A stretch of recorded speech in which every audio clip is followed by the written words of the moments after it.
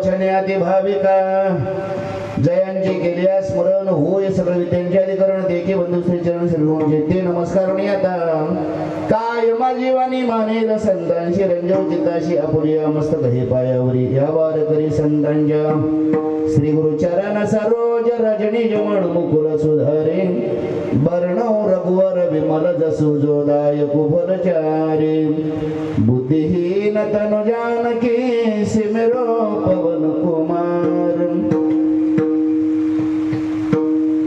बल बुद्धि विद्या देवो मोहे हर हो क्लेश विकार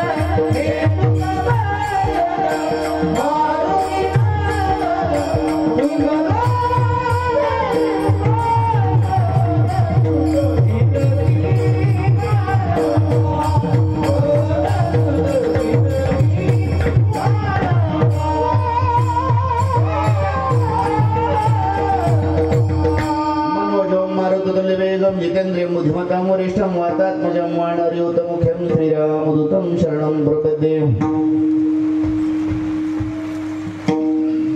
ऐसा ज्यांचा अनुभव विश्वदेव सत्यत्वे देवतया जवळी असे पापनाशी दर्शने घ्यावी घ्यावी माझी सेवा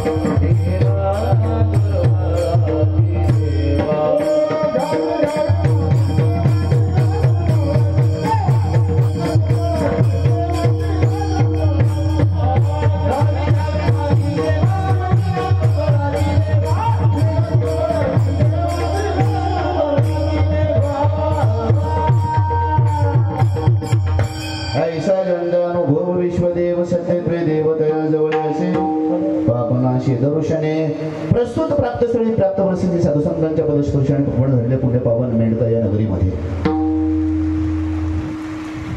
महान भगवत भक्त वैकुंठवासी पुण्य महात्मा ब्रह्मीभूत श्री संत हरिभक्तीपरायण नारायणजी महाराज यांच्या 37व्या पुण्यस्मरणाच्या निमित्ताने सतत 37 वर्षापासून चालू असलेला अखंड हरिनाम सप्ताह अर्थात 3 तप पूर्ण करून 4थ्या तपाची वाटचाल करण्यासाठी आरंभिलेला हा 37व्या वर्षांचा अखंड हरिनाम सप्ताह आहे. विठला विठला विठला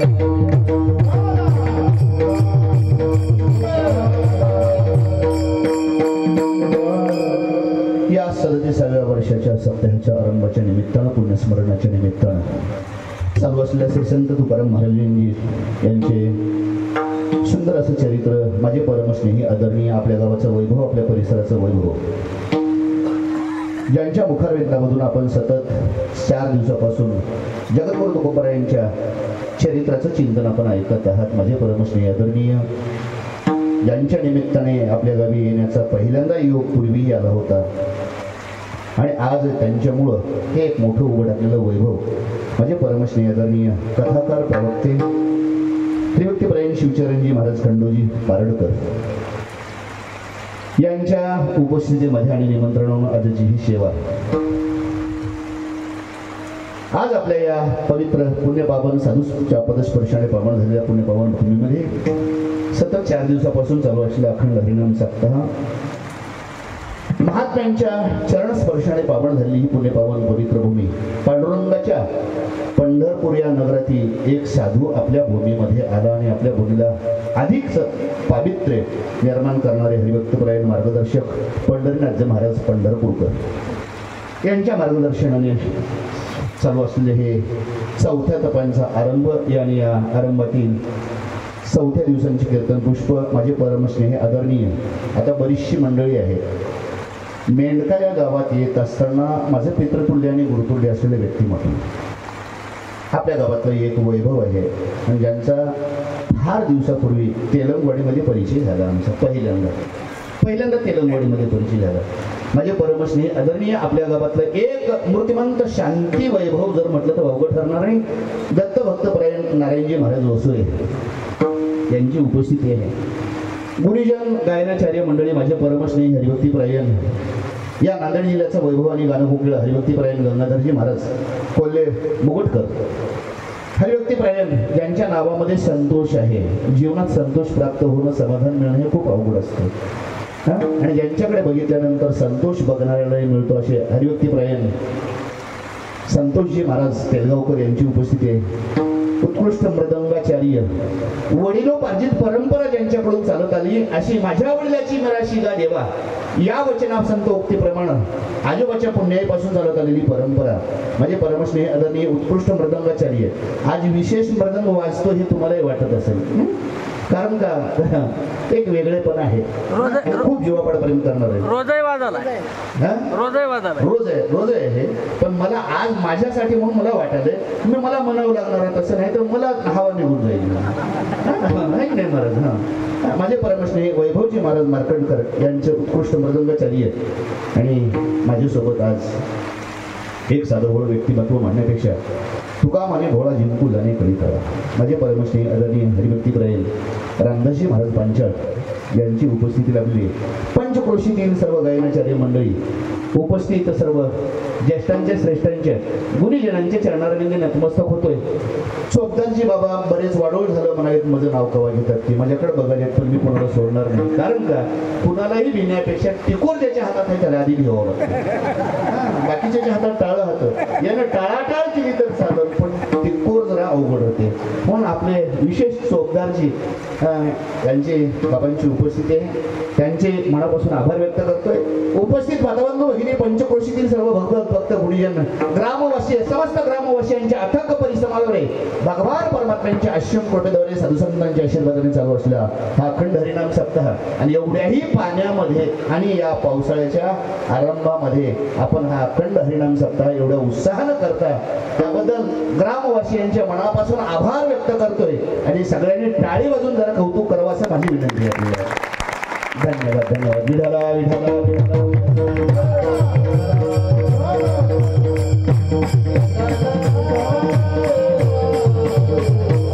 चार दिवसापासून आपण चिंतन श्रवण करत आहात. पुन्हा एकदा सर्वांची चरणारविंदी नतमस्तक होतोय. बरीचशी मंडळी परिचित आहेत या ठिकाणी नाही असं नाही. माताबंधू भगिनी सर्वांची चरणारविंदी नतमस्तक होतोय. भगवान सत्ताधीश परमात्मा ज्या पद्धतीने बुद्धी त्या पद्धतीने अभंगाचं चिंतन करण्याचा मानस आहे. जगद्गुरु तुकोबार या अभंगाच्या माध्यमातून प्रतिपाद्य चिंतनेविषयी काय म्हणतात संकल्पित वेळेमध्ये आपल्याला चिंतन करायचं आहे. लक्षपूर्वक ऐका. वेळेच्या पुढे जायचं नाही पण अगदी वेळेमध्ये अगदी महत्वाचा जगद्गुरु तुकोबारांचा संदेश आपल्या सर्वांच्या उपस्थितीमध्ये सहकार्यानं म्हणून आपल्याला चिंतन करायचे आहे. अभंगाकडे आणि शब्दाकडे लक्ष द्या आणि सगळ्या जणांनी गोड असं भजन करा. आनंद लुटता येईल. विठाला विठाला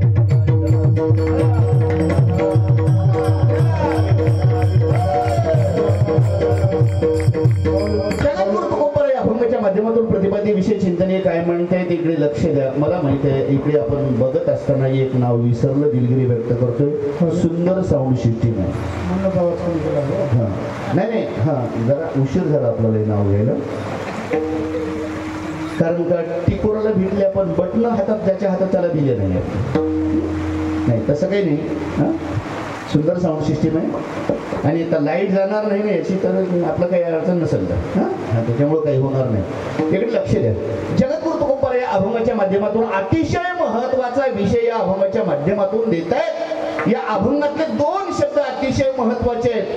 देव कुठं वसे आणि देव कुठं असे, दोन शब्द जरा महत्वाचे. जगद्गुरु तुकोबर या अभंगाच्या माध्यमातून अगदी महत्वाचा विषय, देव कुठं बसतो म्हणजे बसतो, थांबतो, आणि देव कुणाजवळ आहे देवाचा पत्ता देणारा हा अभंग आहे. विठला विठला विठला.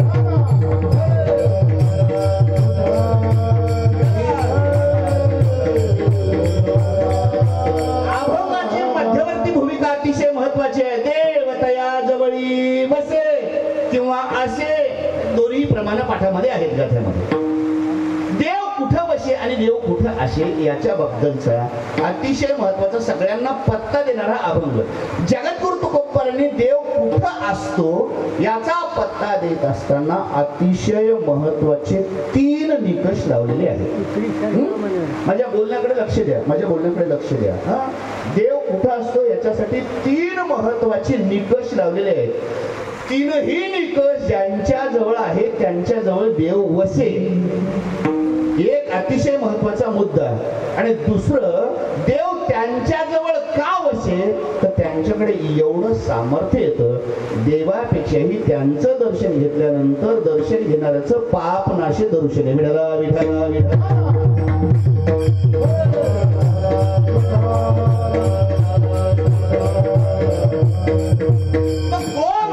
कोण असं आहे आज हा अभंग गुरुवारच्या निमित्तानं संत परंपरेतला निवडलेला. हा अभंग गुरुवारच्या निमित्तानं आपण एका साधूंच्या पुण्यपावन पुण्यस्मरणाच्या निमित्तानं हा अखंड हरिनाम सप्ताह करतो. ज्या साधूकडे एवढं सामर्थ्य होतं आणि हे निकष होते, देव त्यांच्या जवळ होता, हे साधूचं लक्षण आपल्याला तुमच्यापर्यंत द्यायचं. आणि म्हणून या अभंगाची निवड केली. जगद्गुरु तुकोबर आहे. पहिला निकष सांगतात, पहिला निकष जीवनामध्ये अनुभवाला खूप मोठं प्राधान्य आहे. काय सांगतो मी, एक लक्ष द्या. मी अगोदर अभंगाचा भाव देऊन जाईल तुमच्याकडे की जीवनामध्ये अनुभवाला फार मोठं महत्व आहे. जसं प्रापंचिक जीवनामध्ये अनुभव महत्वाचा आहे तेवढाच अनुभव पारमार्थिक जीवनामध्ये महत्वाचा आहे. विठला विठला विठला.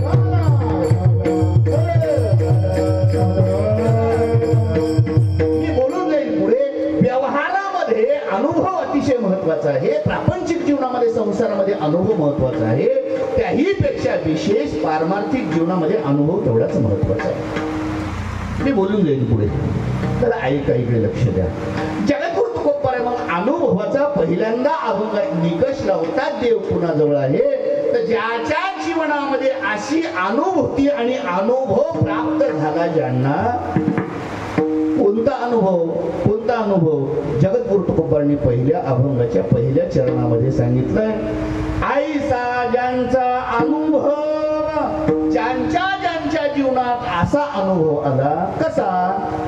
विश्वदेव सत्यत्वे, या विश्वामध्ये व्यापक असलेला परमात्मा ज्याच्या दृष्टिक्षेपामध्ये भगवंता वाचून जगातलं बाकी काही दिसत नाही, एवढ्या बोधावरती ज्यानं जाऊन पोहोचलाय, ज्याच्या जीवनात ज्याला अनुभव आलाय की या विश्वामध्ये फक्त केवळ भगवान परमात्मा व्यापक आहे, या अनुभवाचा निकष पहिल्यांदा लावतात. आणि ज्याला विश्वदेव सत्यत्वे, ऐसा ज्यांचा अनुभव, देव तया जवळी वसे. अभंग अगोदर मोकळा मोकळा तुमच्या समोर ठेवून जातो म्हणजे लक्षात येईल. देव कुणाजवळ असे आणि वसे तर असा ज्याला अनुभव जीवनात आला, परमात्मा व्यक्तिरूपानं आणि जगाच्या विश्वरूपानं न पाहता विश्वातला देव देव रूपानं अनुभवलाय ज्यानं, त्याच्याजवळ देव वशे. आणि देव वशे एवढा अनुभव आल्यामुळं त्याच्याकडे निर्माण झालेलं सामर्थ्य असं आहे की त्याचं दर्शन झालं तर पाप नाशे दर्शन. विठला विठला विठला.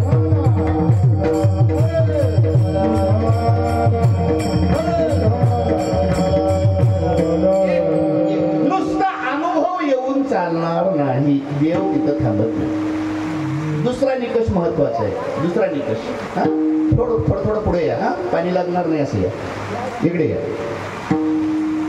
दुसरा निकष अतिशय महत्वाचा आहे.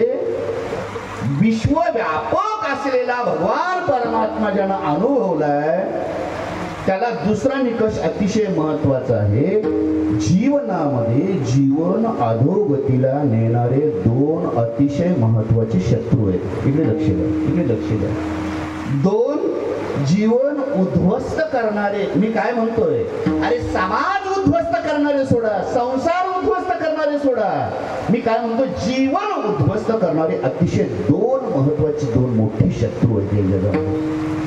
ती भऱ्याभऱ्याला जमलं नाही महाराज त्यांच्यावरती मात करणं, पण ज्यानं त्या दोन्हीवर मात केली, दोन्हीवर मात केली आणि त्याला नामोहरम बनवलं. माझ्या शब्दाकडे लक्ष द्या. मी काय म्हणतो, त्याच्यावर दोन्ही शत्रूवर ज्यानं विजय मिळवलाय, मग ते दोन शत्रू कोणते आहेत तर त्याची नावं सांगतो. काम क्रोधानही चाली.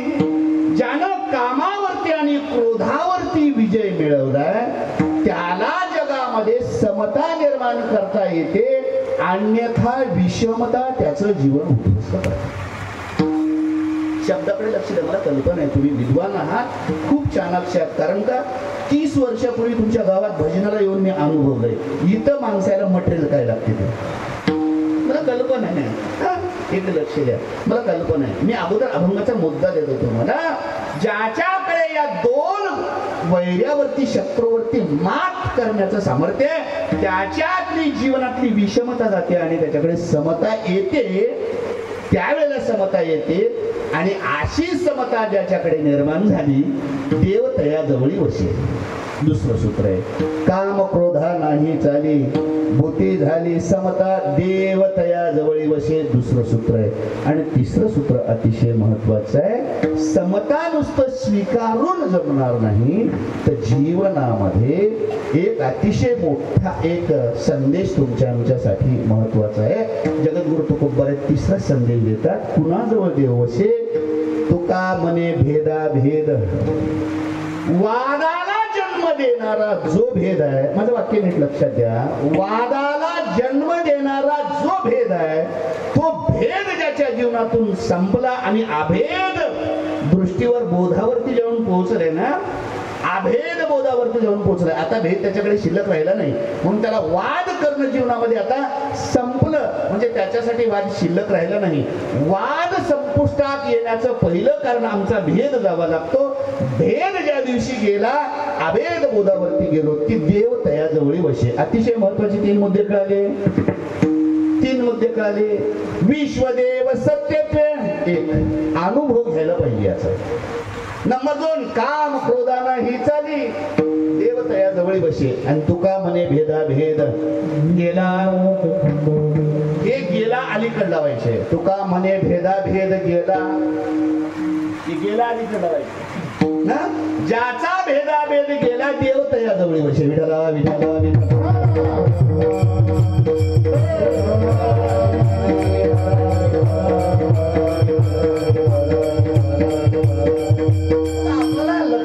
आता देव कुणाजवळ बसतो नाही असा अनुभव आलेला कोण जगातला आहे, त्याचं नाव काय, त्याचं नाव काय. आणि म्हणून हा आज गुरुवर्ष निमित्तानं संत परंपरेतला एका संतांच्या महान साधूच्या पुण्यस्मरणाच्या निमित्तानं अभंग निवडण्याचा प्रयत्न केलाय.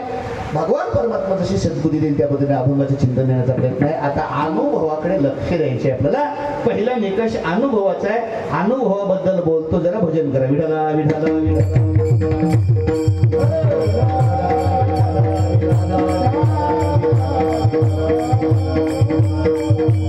जीवन जगत असताना, जीवनाचा प्रवास करत असताना माणसाच्या जीवनामध्ये बरे वाईट अनुभव सगळ्यांनाच येतात. बरोबर आहे. बरे वाईट अनुभव, चांगलेही अनुभव येतात आणि काही वाईटही अनुभव तुमच्या आमच्या जीवनात येतात. पण सांगत असताना जगद्गुरु तुकोबारे अनुभवाचा निकष लावताना का लावतात याबद्दल बोलतो, जरा ऐका. जगद्गुरु तुकोबारे अभंगातल्या पहिल्या चरणाचा अनुभवाचा निकष लावताना आपल्याला चिंतन अनुभवाला प्राधान्य का दिलं, तर एक लक्षात ठेवा. माझं एक मत आहे, जीवनात काही गोष्टींचा अनुभव घेतही जाऊ नये आणि विचारतही जाऊ नये. पहिला निकष आहे. इथे लक्ष द्या माझ्याकडे. जीवनामध्ये काही गोष्टीचा अनुभव विचारतही जाऊ नये आणि अनुभव जीवनामध्ये घेतही जाऊ नये. घेतही जाऊ नये. नंबर 1, काही जीवनामध्ये अनुभव घेतला तर लोकांना विचारला तरी सांगत जाऊ नये. 2. आणि नंबर 3, जीवनात आलेला अनुभव लोकांचा कल्याणकारी असेल तर सांगल्याशिवाय राहत जाऊ नये. विठाला विठाला विठाला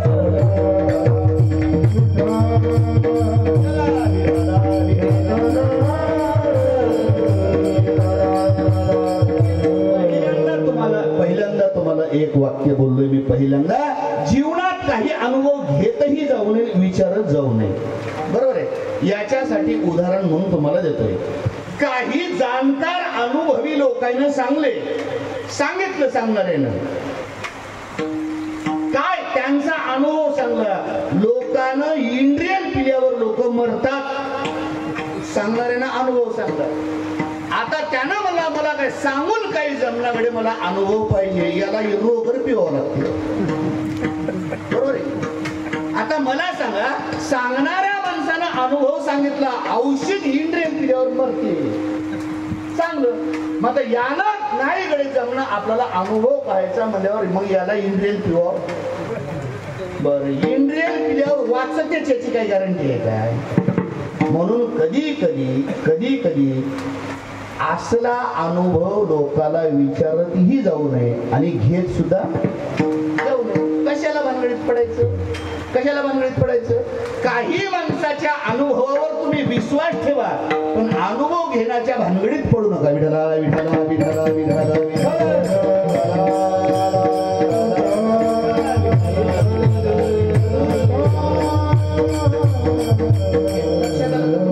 लक्षात आलं ना दादा? विषयाची परीक्षा अनुभवानं कधी घ्यायची नाही. कशाला? एखाद्या अनुभवी माणसानं सांगितलं तर विश्वास ठेवा, अनुभव घ्यायच्या वाटत जाऊ नका. नंबर 2, मी अतिशय महत्वाचं वाक्य बोलतोय आणि मला त्याच बाबतीमध्ये बोलायचंय, मला अनुभवाबद्दल बोलायचे. पहिलं सूत्र कळालं. शब्दावर अनुभवाचा विश्वास ठेवायचा, घ्यायचाही नाही आणि विचारायचाही नाही. सांगितलं त्याच्यावर विश्वास ठेवायचा. नंबर 2, आमच्या आईनं आम्हाला सांगितलंय, यांना बाबा म्हण, विश्वास ठेवा, बाबा म्हणा, अनुभवाच्या भानगडीत कधीच पडू नका. लक्षात आलं का तुमचं माझं बोलणं?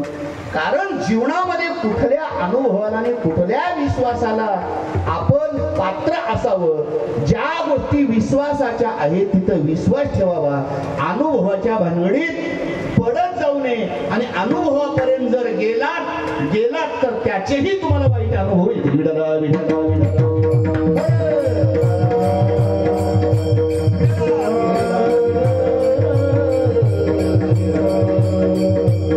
एवढ्यावर कळालं नसेल दादा, तुम्हाला विचारू का? सांगणाऱ्या माणसानं लाईट फिटिंग वाल्यानं सांगितलं, इथून वायर गेलेलं त्याच्यात करंट आहे. सांगणाऱ्यानं काय सांगतं? याच्यात करंट आहे. ऐकणाऱ्या माणसानं म्हणलं चमकन हालय. ऐकणाऱ्यानं काय म्हणलं? चमकन हालय. तू तर लाईट आहे म्हणालास, लाईट कशी चमकते? त्यानं म्हणला भानगडीत पडू नको, माझ्यावर विश्वास ठेव, त्याला हात लावू नको. यानं म्हणला आपल्याला अनुभव आल्याशिवाय जमना. कसं करावं? हात लावून बघावं लागते. बरं, हात लावून बघल्यावर कसं होईल? राम नाम, याच्यावर फक्त विश्वास ठेवावा, अनुभवाच्या भानगडीत पडत जाऊ नये. या अनुभवाच्या भानगडीत जर पडलात तर तो अनुभव तुमचं जीवन सुद्धा उद्ध्वस्त करतो, नाही तर संपवतो. मग या भानगडीत पडायचं नाही. आता अतिशय महत्वाचा दुसरा मुद्दा आहे, जीवनात आलेला अनुभव लोकांना सांगायचा नाही. विचारलं तरी आला अनुभव पण सांगायचा नाही. तो कोणता अनुभव सांगतो जरा म्हणजे जरा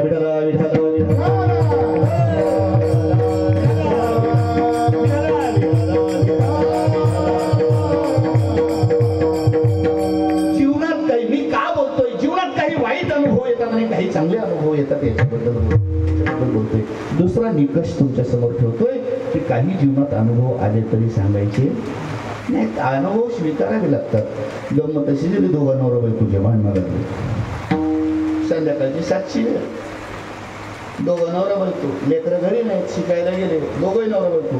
काय बोलता बोलता भांडण दोघांचं लागलं की दोघांचं भांडण लागलं. दोघांचं भांडण लागल्यावर शेजाऱ्याला चाहूल लागली, यायच्या इथं काहीतरी भांडण लागलंय. आणि शेजाऱ्याला मोठा उल्हास, दुसऱ्याच्या इथं काही झाल्यावर वाकून बघायचं. अरे तुमच्याकडे नसेल म्हणा, इथं नसेल, पण नकाच. अहो माणसं स्वतःच काय ते बघत नाही, पण दुसऱ्याच्या इथं कमी जास्त होऊ द्या, नक्की बघल्याशिवाय येणार. याच्या इथं नवरा बायकोचे भांडणं लागले दोघांचे, आणि शेजाऱ्याचं येऊन उग दरवाजाला कान लावून बघाले, सांदीतून फटीच्या बघाले, दिसच ना गेलं, कान लावलं ऐकाले. त्यावेळेला गंमत काय झाली, नवरा बायकोच्या भांडणामध्ये एवढं विकोपाला पेटलं, बाईनं राग पोडल्या, लाटताच लाट नाही वळून आणली. काय केली? लाट नाही वळून आणली. त्यानं बरोबर लाटणं हुकिलं की गदगद हसलं ते. कोण? नवरा. बाईला परत राग आला, त्यानं हसला. यानं मला भांडण कसलं होय म्हणा, बोलून तर घ्याले तर हसाले. बाईने लाटणं हिवळून मारलं, यानं चुकविलं. नवरा गदगद हसला. बाईनं पुन्हा दुसरं लाटणं घेतलं, फिरकावून मारलं. बरोबर नियम धरून लागलेला बाई गदगद हसली. त्यानं मला भांडण कसलं होय, एकदा बायको हसाले, एकदा नवरा हसालाय, भांडण कसलं होय म्हणा. म्हणजे सकाळच्या पारी हे शेजारी कान लावून जे ऐकून राहते की नाही, की रात्री काय झालं ते त्याला विचारलं. अंदाजा त्यांना काय रात्री लय मोठ्यानं हसू लागतास, काय होतं आता मला सांगा. बायकोला हाणलेलं लाटणं याला लागलेलं लोकांना सांगावं का मला? लाटणं तर लागलं, रट्टा लागला. आता बायको का हसू लागते म्हणून सांगाव, की नवरा का हसू लागता म्हणून सांगाव. मग घरातलं झाकलेलं दुखणं वाईट जरी अनुभव आला तर सांगत जाऊ नये. माझी एक तुम्हाला विनंती आहे, अजून थोडस पुढे जाऊन बोलतो, जरा टाळी वाजून भजन करा. विठाला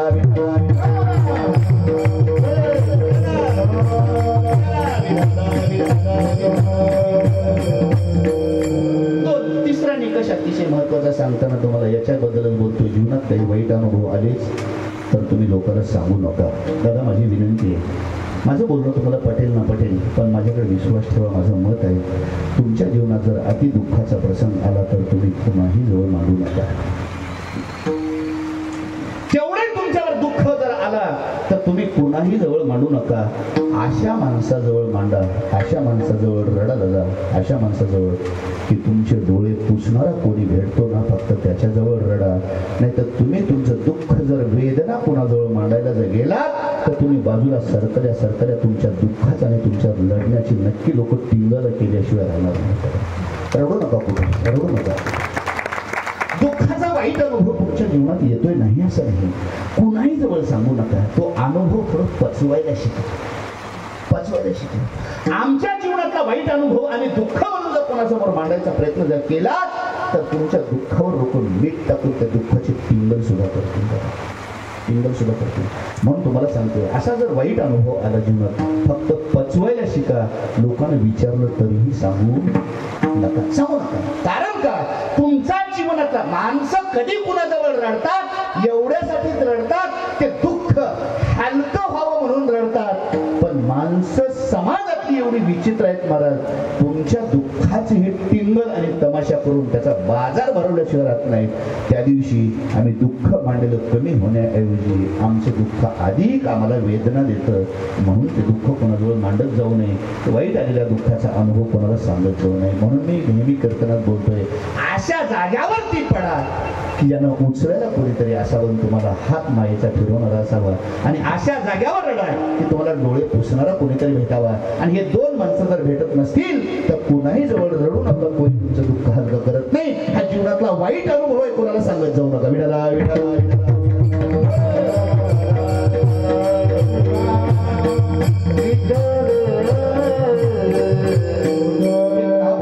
मी अनुभवाबद्दलच बोलतोय. जीवनात बरे वाईट अनुभव येतात, कोणते सांगावेत, कोणते पचवावेत, आणि कोणते सांगू नयेत याबद्दल तुम्हाला बोलतोय. पण आणखी पुढे जाऊन बोलतोय, जीवनातले काही लोक कल्याणकारी जर अनुभव असतील तर नुसते अनुभव तुमच्या समोर ठेवू नका, ते समाजासमोर सांगा. कारण तुम्हाला आलेला अनुभव चांगला वाईट जर असेल आणि त्याच्यात लोकांचं कल्याण जर घडलं असेल तर त्याला सांगल्याशिवाय राहू नका. म्हणून जगद्गुरु तुकोबारायांनी जीवनातला आलेला अनुभव सांगताना प्रमाण अतिशय महत्वाचं वापरलं. अनुभव आले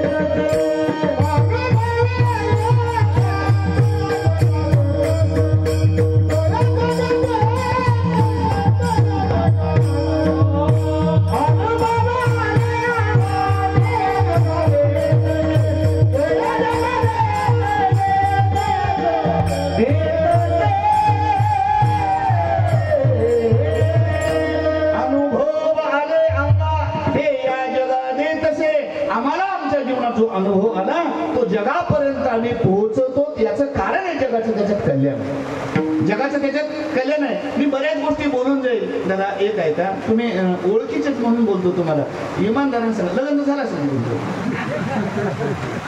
कारण का विचारलो, इमानदार माझ्या गावात अर्धे म्हातारे झाले, पोरं तसेच राहिले.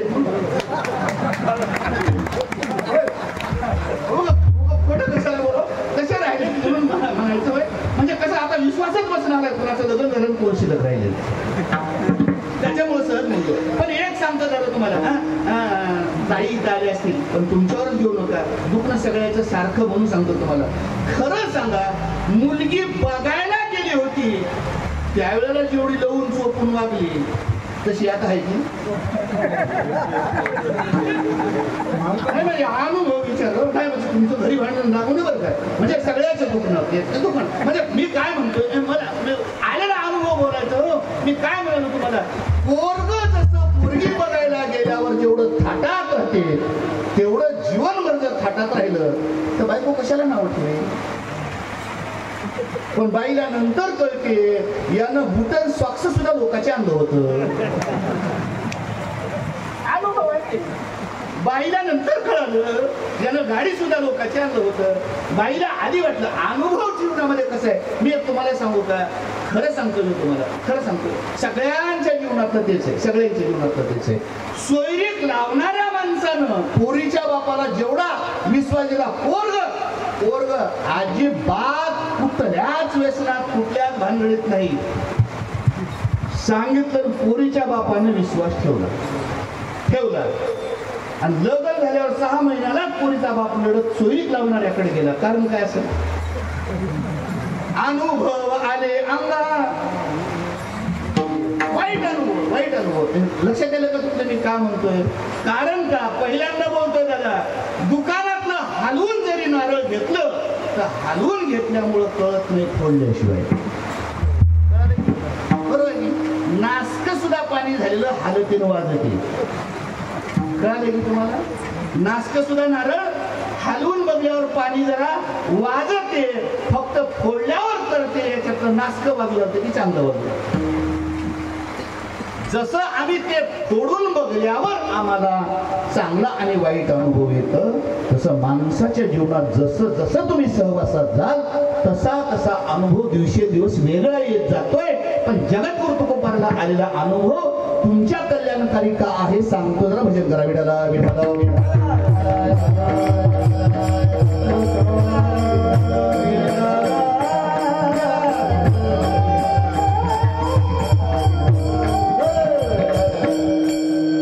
जगद्गुरु तुकोबाराने सांगितलं अनुभव मला आला म्हणजे कसा आला. जगद्गुरु तुकोबाराने सांगितलं नुसता अनुभव आलेला सांगलो नाही तर अनुभव हे सांगतोय तो अनुभव आम्ही चाखून सुद्धा बघितलो.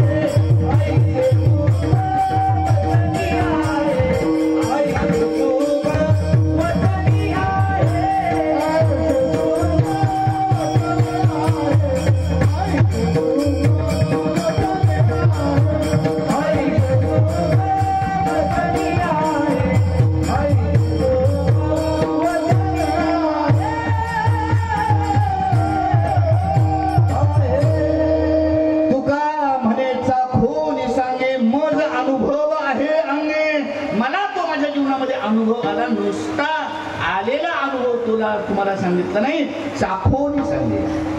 तो अनुभव जीवनामध्ये अनुभवला, लक्षात आलं ना, अनुभव तो जीवनात अनुभवला आणि मग सांगितलं विश्वासे अनुभव पाहे. किती शब्द महत्वाचे.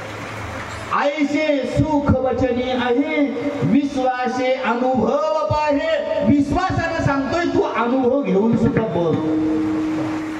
अनुभव चाकून बघितलाय, तो अनुभव मी तुमच्यापर्यंत मांडतोय. म्हणून अनुभवाला जीवनामध्ये खूप मोठं प्राधान्य आहे. आता 2 वाक्य वापरतोय. संसारिक जीवनात आलेला अनुभव माणसाचा दर्जा आणि उंची कमी करतो. माझं वाक्य नीट लक्षात ठेवा, माझं वाक्य नीट लक्षात ठेवा. प्रापंचिक जीवनात संसारात आलेला अनुभव त्याचा दर्जा आणि उंची कमी करतो आणि परमार्थातला अनुभव त्याची उंची आणि दर्जा वाढवतो. विठाला विठाला विठाला.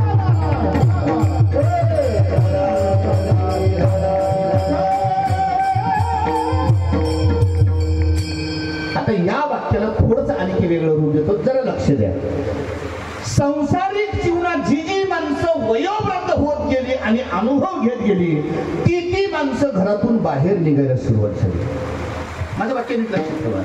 संसारामध्ये जी जी माणसं म्हाताऱ्या वयोवृद्ध अवस्थेकडे गेली, ती माणसं घरातून बाहेर निघायला सुरुवात झाली आणि परमार्थातली माणसं जी जी वयोवृद्ध आणि म्हातारे होत अनुभवी होत गेले, ती माणसं बाहेरून घरात जायला सुरुवात झाली. 2 वाक्याची कारण सांगतो मी तुम्हाला. संसारिक जीवनामध्ये म्हातारपण आल्यानंतर लोक त्या म्हाताऱ्याला नक्कीच बाज घालून कोट्याकडे देतात की देवघरापासून येतात. बरं, सोयरे आल्यावर त्या म्हाताऱ्याला सोयऱ्यामध्ये नेऊन बसवतात की याला लेकरू घेऊन पालाकडे जाय म्हणतात. याला काही कळणार. जसा जसा तुम्हाला संसारातला अनुभव येत जाईल तसं तुमचं बिराड बाहेर येईल. तुमची उंची कमी करते, तुमचा दर्जाही कमी करते आणि तुम्हाला बाहेर काढते. पण एक लक्षात ठेवा, माझं मत म्हणून मांडत नाही, तर तुमचा अनुभव तुमच्या समोर ठेवतोय, तुमचा अनुभव तुमच्या समोर ठेवतोय. वैकुंठवासी ब्रह्मीभूत नारायणजी महाराज जसे जसे वयोवृद्ध होत गेले तसं तसं त्यांनी तुमच्या देवघराकडे प्रवेश केला, पण बाहेर गेले नाहीत महाराज. हे लक्षात ठेवा. अरे नुसते देवघरापर्यंत जाऊन पोहोचले नाहीत, तुमच्या हृदय सिंहासनावरती ज्यांनी आरूढ झाले आणि तुमचं हृदय सिंहासन करून ज्यांच्यावर आता हृदय हे आपुले सौफाळुनिया भले वरी बैसव पाऊले श्री गुरुजी, आणि त्याचे चरण तुम्ही अंतकरणात धारण केले. याचं कारण नुसतं घरात, नुसत्या देवघरात नाही, तर अंतकरणच्या दृष्ट्या याच्या पटलावर ज्याचा अनुभव प्रवेश करतो त्याचा दर्जा एवढा उंच होतो आणि एवढी उंची वाढते. याला परमार्थातला अनुभव म्हणतात आणि जगद्गुरु तुकोबारे परमार्थातला अनुभव सांगतात. विठाला विठाला.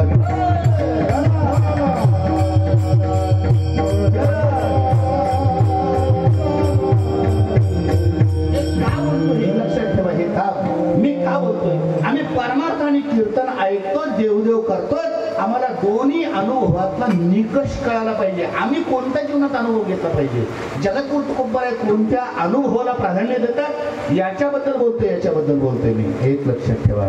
पण माझी एक जाता जाता विनंती आहे सगळ्यांना, जी तरुण मंडळी असतील, माता भाऊले असतील, तरुण बांधवांना माझी विनंती आहे, बाबांनो, प्रत्येकाचे मायबाप जिवंतच असतील असं मला म्हणायचं नाही, पण एक माझं वाक्य नीट लक्षात ठेवा. सगळ्यांना माझी विनंती आहे, पाया पडून हात जोडून तुमच्या समोर बोलतोय मी. आपल्या घरात असलेली आई वडील जरी म्हातारे झाले असतील तर त्यांच्या म्हातारपणाचा आणि वयोवृद्धपणाचा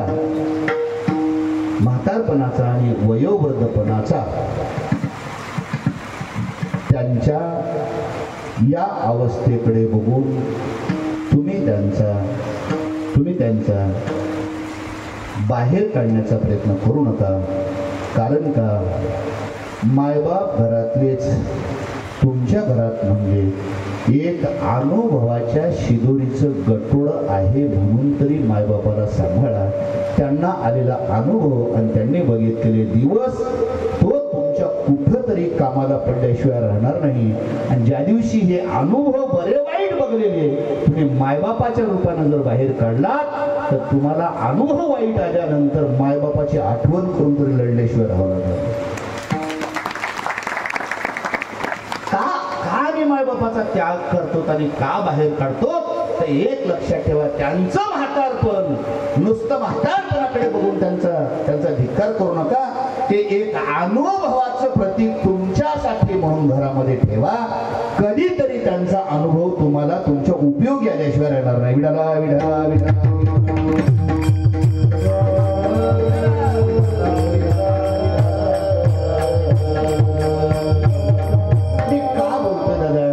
कीर्तन आणि टाळ्या वाजवून देवदेव करा म्हणून उपयोग नाही. आमच्या समाजामध्ये कुठेतरी परिवर्तन झालं पाहिजे, दादा, कुठेतरी झालं पाहिजे. आणि आम्ही आमच्या मुलाबाळाकडून काय अपेक्षा केली पाहिजे, काय अपेक्षा केली पाहिजे, काय अपेक्षा केली पाहिजे. जे दिवस तुम्ही बघितले, जे वाईट दिवस तुम्ही बघितले, मला कल्पना आहे. काही माणसांचं मी ऐकले, जी जुनी म्हातारी माणसं आहेत ना दादा, ती ऐकले, जी माणसं झाडपाला सुद्धा वरबडून खाऊन माणसं जीवन जगली, पण लेकरांना जगवले दादा, लेकरांना जगवले. मी का सांगतो तुम्हाला, मला एक आठवलेली गोष्ट वाईट अनुभवाची तुम्हाला सांगतो. मायबाप गेल्यानंतर जीवनामध्ये काय घडतं, जरा टाळी वाजून भजन करा, लक्ष द्या. विठाला विठाला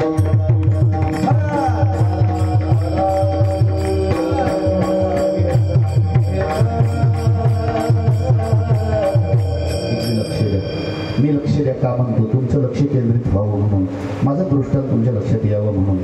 त्याला एक 5 वर्षाचं पोरगं होतं, 5 वर्षाचं पोरगं, इकडे लक्ष द्या दादा. 5 वर्षाचं पोरगं होतं, ज्यानं मायबाप दोन्ही गमावले होते. त्याला माही शिल्लक राहिली नाही, त्याला बापशी शिल्लक राहिलं नाही. फक्त 5 वर्षाचं पोरगं दादा, इकडे लक्ष द्या दादा, इकडे लक्ष द्या. 5 वर्षाचं पोरगं आहे, ज्याच्या जीवनामध्ये कुठलं दुर्दैव होतं माहित नाही, पण ज्याला मायबी गमवावी लागली आणि ज्याला बापही गमवावा लागला. माय नावाचं क्षेत्र शिल्लक राहिलं नाही, बाप नावाचं क्षेत्रही शिल्लक राहिलं नाही. असं 5 वर्षाचं पोरगं बऱ्याच ठिकाणी या पोटाच्या खळगीसाठी म्हणून दारोदार जायला सुरुवात करायचं. कोणासमोर हात पसरायचा, दादा रुपये द्या म्हणायचं. कोणी रोटी असेल तर द्या म्हणायचं, दारोदार हिंडायचं. पण काही लोकांनी द्यायचं आणि काही लोकांनी त्याचा धिक्कार करायचा, धिक्कार करायचा. कारण काय, ज्या माऊली ज्ञानोबांच्या पालखी सोहळ्यांचं उद्या 29 तारखेला प्रस्थान होणार आहे. कारण काय, अरे मायबाप गेल्यानंतर महाराज जीवनामध्ये किती वाईट अनुभव येतात. मी अनुभवाबद्दल बोलतोय. माऊली ऐका, मी वाचले महाराज आणि ऐकले सुद्धा विद्वानाच्या मुखातून. ज्यावेळेला ज्ञानेश्वर महाराज भिक्षा मागायला जायचे ना दादा, ज्ञानेश्वर महाराज भिक्षा मागायला जायचे ना समाजामध्ये, त्यावेळेला समाजातल्या काही लोकांनी त्यांना भिक्षा वाढायची, पण काही समाज कंटकांनी महाराज वाढलेल्या भिक्षेमध्ये शेण आणि माती टाकायचं. मी का बोलतो तुमच्याकडे लक्ष द्या. अनुभव जीवनातला बोलतोय मी, अनुभव बोलतोय मी, त्यांच्या जीवनात आलेला अनुभव सांगतोय. आणि काही समाज कंटकांनी वाढलेल्या भिक्षेमध्ये माती आणि शेण टाकायचं. एवढ्यापर्यंतच नाही महाराज, एवढ्यापर्यंतच नाही, तर मी ऐकलं आणि वाचलं म्हणून तुमच्या समोर सांगतोय. भिक्षा मागून घेऊन, झोळी घेऊन गेलेले ज्ञानोबाराय मुक्ताबाई वाट पाहत होती म्हणे. आणि मुक्ताबाई जवळ गेल्यानंतर मुक्ताबाईने बघितलं, दादा दादा भिक्षा आणली का रे, दादा भिक्षा आणली का. त्याने मला हो ताई आणली. अरे पण रोज वेगळं काहीतरी वाटत होतं, पण आज दादा वेगळं वाटतं रे. मुक्ताबाईने नाक दाबून धरलं, नाक दाबून धरून विचारलं, दादा भिक्षाच आणली का तुम्ही. होय होय ताई मी भिक्षाच आणली. अरे साधू होता, योगी पावन मनाचा, साह्य अपराध जनाचा. एवढं मोठं आणलं सगळं, पण मुक्ताबाईने नाक दाबून धरलं आणि दादा दादा अरे जे मागून आलेली भिक्षा आहे, आजपर्यंत शेण आणि माती टाकलेला प्रकार बघितला होता, पण आज मात्र तुझ्या झोळीत आणलेली भिक्षा याची दुर्गंधी येते रे. वाक्य नीट लक्षात ठेवा. काय झालं होतं, माफी मागून बोलतोय दादा, जीवनातला वाईट अनुभव सांगतोय. त्यावेळेला खरं माऊली ज्ञानोबा यांच्या डोळ्यात पाणी आलं आणि बघितलं खाली तर सांगू तुम्हाला, अरे एवढा दुर्दैवी अनुभव जीवनात आला होता ज्ञानोबा की लोकांना वाढलेल्या भिक्षेमध्ये नुसतं माती आणि शेण टाकलं नव्हती, तर त्या भिक्षेमध्ये लोकांनी विष्ठा सुद्धा टाकली होती. मुक्ताबाईंनी नाक दाबून धरून विचारलं आणि डोळ्यात पाणी आणलं.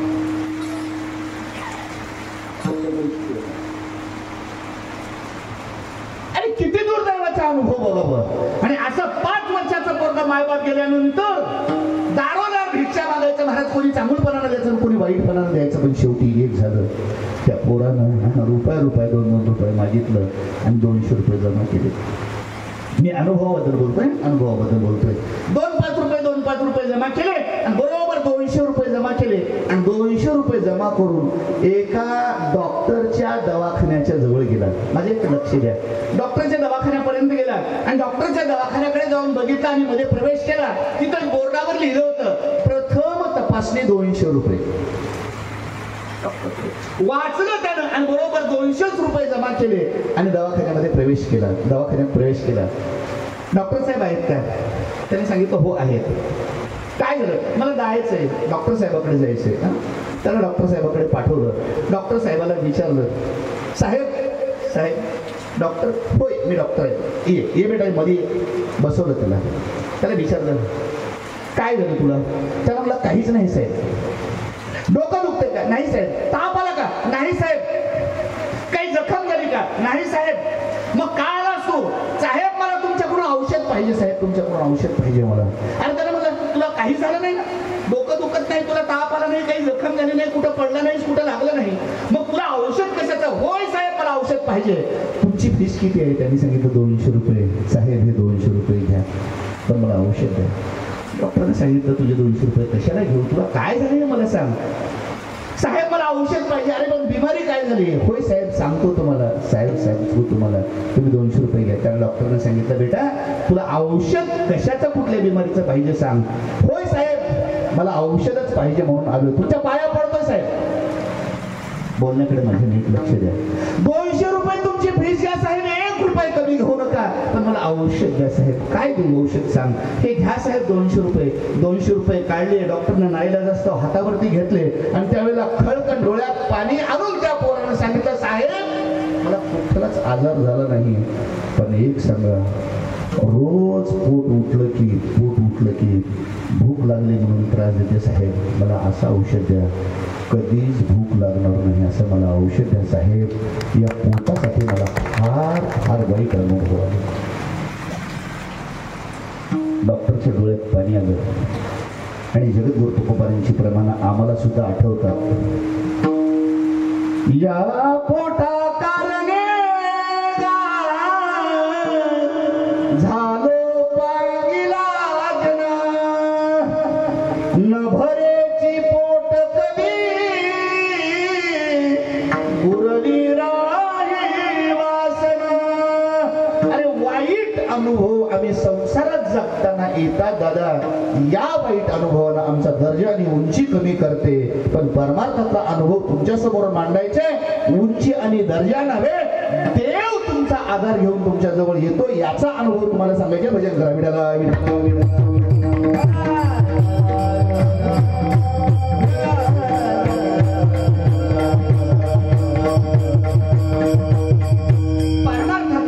आमची उंची कमी करतोय, किंमत कमी करतोय, पण परमार्थातला अनुभव हा एक अतिशय महत्वाचा आहे.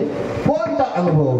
तर तो अनुभव तुकोबाराय सांगताना म्हणतात. मग तुकाराम महाराज कुठला अनुभव उंची आमची वाढते? नुसती उंची वाढत नाही, तुमच्या जवळ देव येऊन राहतो. मग कुठला अनुभव यायला पाहिजे?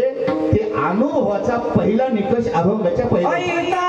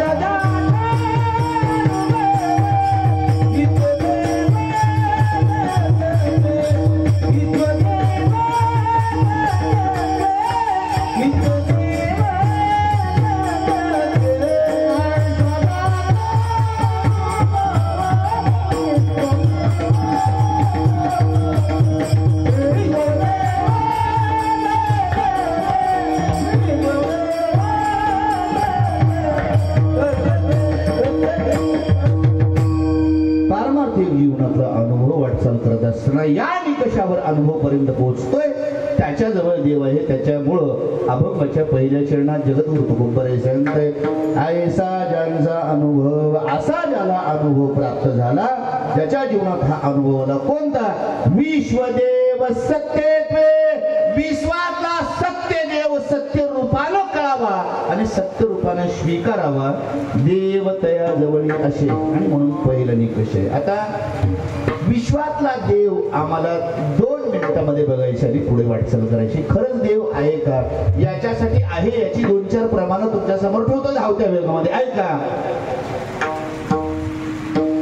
हे विश्वाची माझे घर, ऐशी मती जयाची स्थिर, किंबहुना चराचर आपणच झाला, मी नाही ऐसे कवन ठिकाण असे, परी प्राणियाचे दैव कैसे मजना ओळखिती, मीच एक अनेकपणे वेगळा लेणी प्रकृती गुणे, जीत जगाचे प्राणी वर्तत असे, सगळ्यांच्या व्यापक अंतर्यामी असणारा भगवान सर्व घटी राम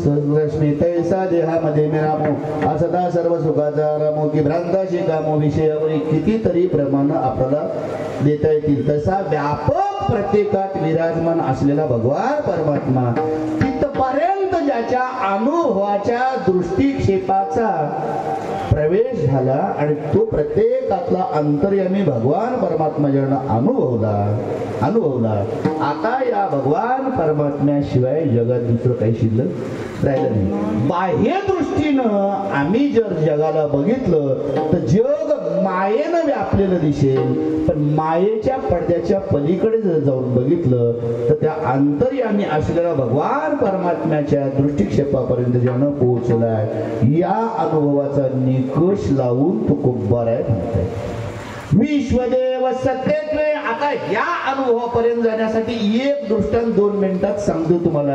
अतिशय महत्वाचा दृष्टांत आहे, जरा लक्षपूर्वक ऐका म्हणजे तुमच्या लक्षात येईल. उदालक नावाच्या ऋषीचा मुलगा, माझ्या वाक्याकडे लक्ष ठेवा. उदालक ऋषीचा मुलगा एका ऋषीकडे शिकायला ठेवला. शिकायला ठेवल्यानंतर पोरग फार हुशार होत होते. बेटा पोरग फार हुशार होतं. पोरानं विचार केला बाप आपला गुरुजी आहे आणि आपल्याला बाप गुरुजी असून न शिकवता जेव्हा दुसऱ्या गुरुजीजवळ ठेवालाय तेव्हा आपल्या बापाला त्या गुरुजीला येते ते आपल्या बापाला येत नसावं.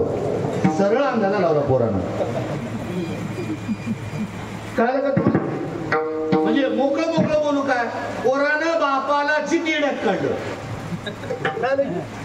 पोराच्या लक्षात आलं की बाबा गुरुजी असून जेव्हा मला शिकविण आलाय दुसऱ्या गुरुजी जवळ ट्युशनला वाटला तेव्हा याला काही येईना.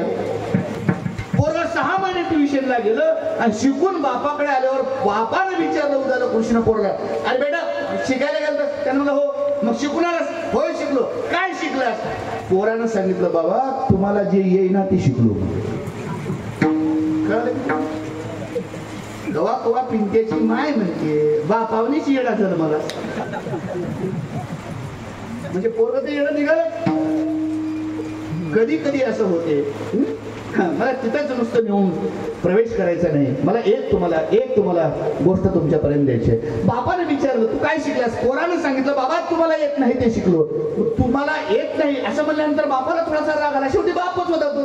शेवटी बाप होता. त्यानं म्हणलं काय काय शिकला सांग? त्यानं म्हणलं जीवशास्त्र शिकलो, रसायनशास्त्र शिकलो, भौतिकशास्त्र शिकलो, नागरिक शास्त्र शिकलो, समाजशास्त्र शिकलो, अर्थशास्त्र शिकलो. अरे मग हे तर मला येतात. त्यानं म्हणलं नाही बाबा तुम्ही दुसरं काही शिकल्या नसताल. त्यानं मला काय शिकलास अजून? तर्कशास्त्र शिकलो म्हणलं. काय म्हणलं? तर्कशास्त्र शिकलो म्हणलं. बापानं मला तर्कशास्त्र कसलं ते अजून? त्यानं मला म्हणून तर म्हणलं बाबा मला तुम्हाला येईना ते मी शिकून आलो. बापाने विचारलं काय तर्कशास्त्र म्हणजे शिकलास सांग. पोरगा आलं पुढे. पोरानं एक प्लेट घेतलं आणि प्लेट मध्ये 2 पेढे ठेवले. बेटा इकडे लक्ष दे. इथे पुढे. झोपेल का तुला? नाही. बाबा आलेत का इथं? हा सकाळच्या जाऊन प्रयोग करायचं. हा इकडे लक्ष. पोरानं बापा समोर गेलं. त्या उदाला कृषीचा पोरगा पुढे गेला आणि बापाच्या समोर सांगला बाबा तुम्हाला जे येईना ते शिकलो म्हणण्याचं कारण येत आहे. त्यानं मला काय शिकलास? काय नाही म्हणलं बाबा सांगतो तुम्हाला समजून. एक प्लेट आणलं आणि प्लेट मध्ये 2 पेढे ठेवले. किती होते? बोल बोल बोल. किती होते? 2. हा मग बापाला विचारलं बाबा ते पेढे किती आहेत? बापानं म्हणला 2. त्याने पोरानं म्हणलं चूक. पोरानं काय म्हणलं बापाला? चूक. त्यानं मला कशावरून चूक आहे? 2च पेढे आहेत. 2च पेढे आहेत. शेवटी बापानं सांगितलं 2 पेढे आहेत बेटा. त्यानं म्हणला बाबा तुम्हाला येईना म्हणून सांगतो याच्यासाठी तर्कशास्त्र शिकलो म्हणला. मी म्हणलं त्यानं मला कसं सांग? हे 2 नाही 3 हात म्हणलं. पेढे किती होते? 2. बापाला किती सांगाले पोरग? 3. बाप म्हणला प्लेट मध्ये 2 पेढे हात. पोरग सांगाले 3. त्यानं म्हणला तू 3 कस काय म्हणालास? बाबा याला तर्कशास्त्र म्हणतात म्हणलं. त्यानं म्हणला कसं? मी सांगतो म्हणला. हा बाबा तुम्ही मोजा. बाबा तुम्ही मोजा.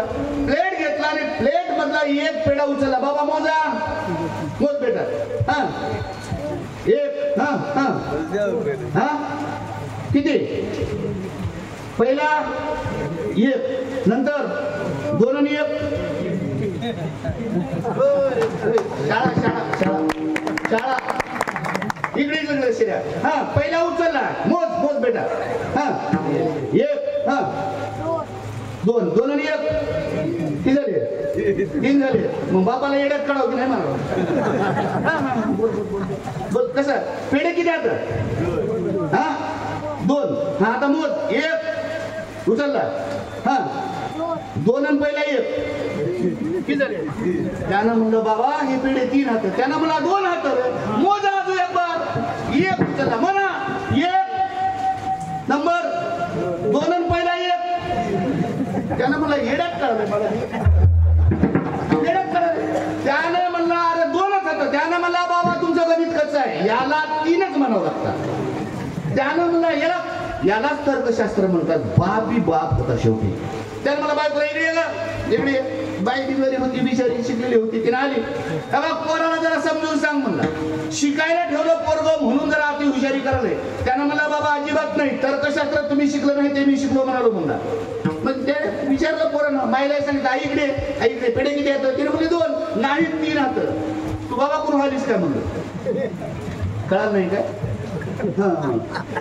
पोरानं म्हणलं दोन्हीला येड्यात काढायला बघू लागलं. ते मायला म्हणलं माय म्हणली अरे बेटा 2च आहेत ना. त्यानं मला आई मोज.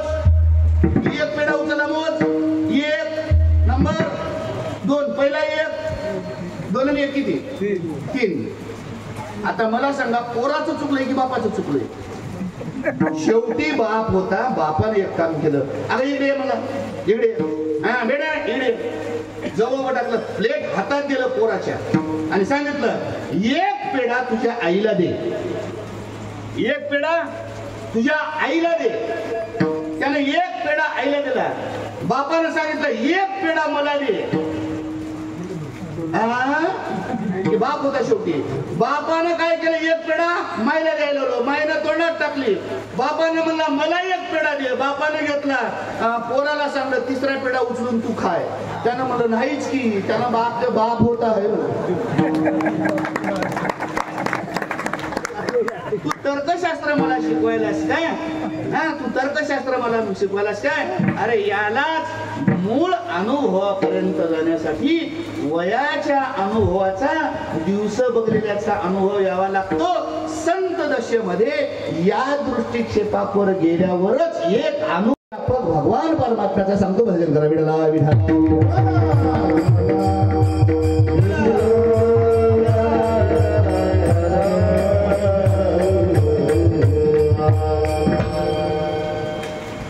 एक कुंभार दादा, मी काय सांगतो लक्षात ठेवा.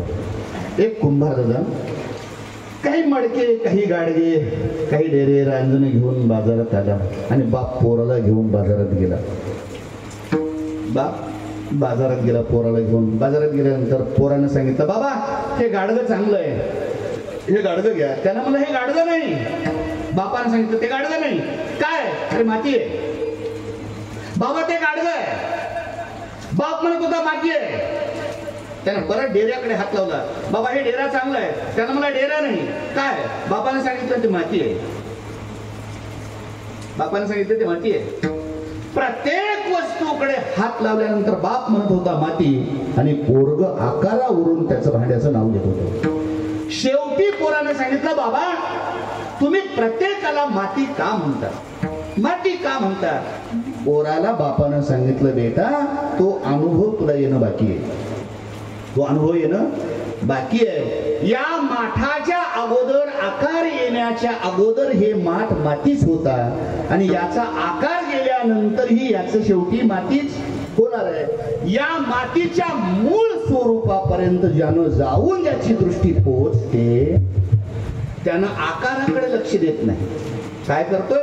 आकाराला नावं ठेवून जर तुम्ही बघितलात तर तुम्ही मूळ ज्याचं रूप आहे त्याला तिथपर्यंत तुम्ही पोहोचत नाही. तसं आम्ही एका स्त्रीकडे बघितलं तर स्त्री आहे, हे आम्ही आकारावरून ठरवलंय. पुरुषाकडे बघितलं तर हा पुरुष आहे, पण दोघाच्याही अंतर्यामी जाऊन बघितलं तर गीतेत भगवान परमात्म्यानं सांगावं, मम अंशा जीवलोका जीवभूता सनातना. आता आमच्या अंतर्यामी जाऊन जर प्रत्येकात बघितलं तर त्याच्यामध्ये भगवान परमात्मा विराजमान आहे. हे ज्याच्या दृष्टीपथात येतं आणि हे ज्यानं अनुभवलंय त्याच्या जवळ देव आहे. अभंगाचं दुसरं शब्द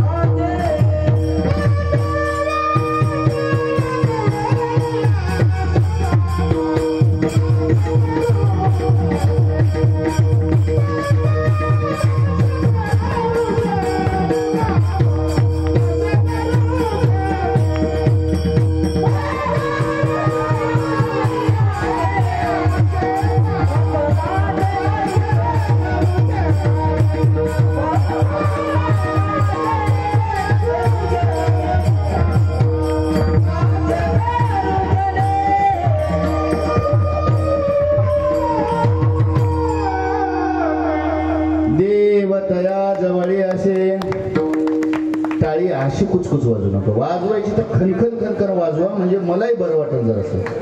कारण कसं मी कोकणात नेहमी बोलतो माणूस मदड झालेला बरा पण कुचर राहू नये. मदड झालेला कसं तरी कडाला काढते पण कुचर झालेला मध्ये गेली, म्हणजे टाळी अशी वाजली पाहिजे, मला कळायला पाहिजे यायला कीर्तन बरं वाटलंय, नाही तर मी गुन्हेपट्टी करतो अलीकडे. कारण कसं हे कसं तुमच्या टाळीतला जोर म्हणजे आमची बॅटरी पॉवर चार्जिंग करते, त्याच्यामुळे वाजवायची तर खनखन खनखन एकदा वाजवा, बघू तुमच्यात काय वाजवा. वा वा, धन्यवाद. विठाला विठाला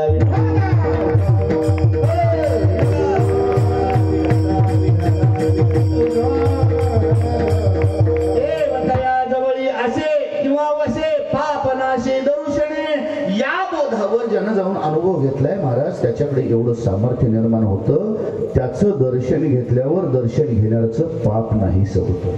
आता एक वाक्य बोलू का जरा, अधिकारानं म्हणून हक्कानं म्हणून बोलतोय. आता या अनुभव बोधावर गेलेल्याचं दर्शन घेतल्यावर पाप नसते आणि या बोधाच्या अलीकड ज्या नाही त्याचं दर्शन घेतल्यावर पाप लागते.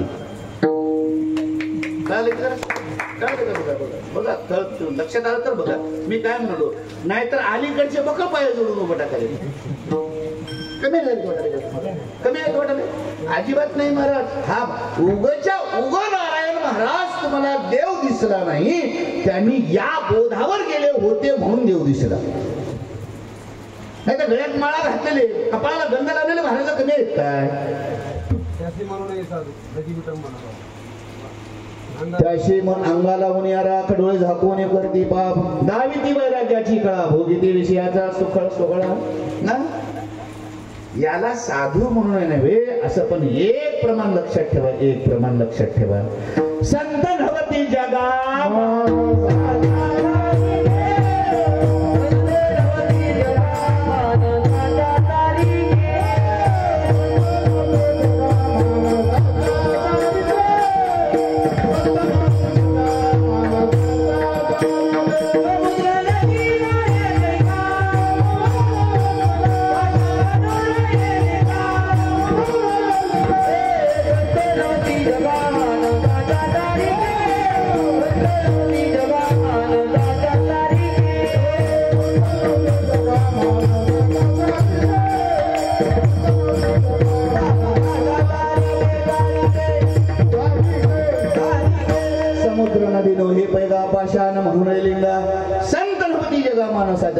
एक अभंगाच्या पूरक प्रमाणाने शर तुमच्या समोर बोलतोय.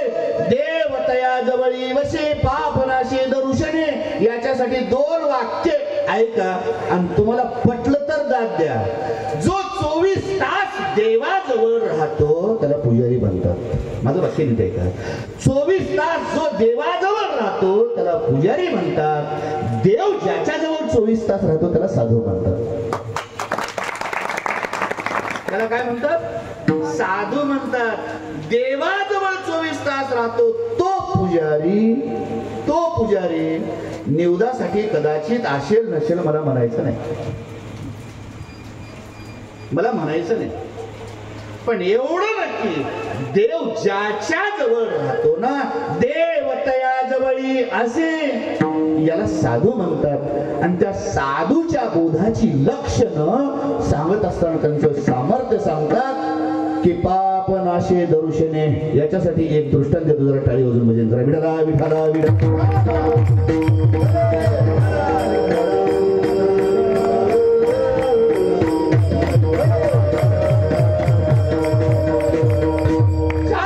महात्म्यांच्या चरण स्पर्शाने पादस्पर्शाने वचन आणि बोध अमृतांनी तुम्ही मेंढकावाशीय पवित्र आणि पुण्य पावन झालात. आणि 37 वर्षापासून जे सप्ताह तुम्ही नामस्मरण आणि पुण्यस्मरण करत आहात त्या साधू बद्दल बोलतोय.